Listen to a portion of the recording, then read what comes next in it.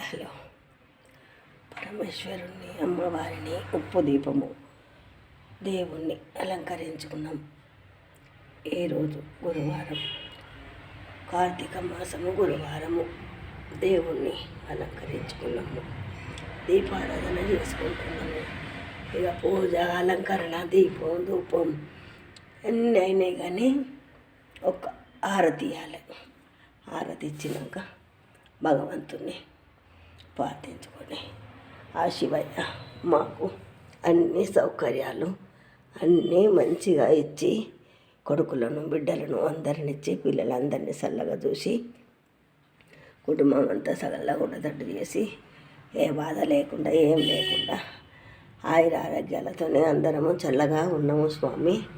నీ దీవెనలతోనే బతుకుతాను తండ్రి. అందరూ మంచిగా శివయ్యని నమ్ముండ్రి, పూజలు చేయండి తల్లులాల.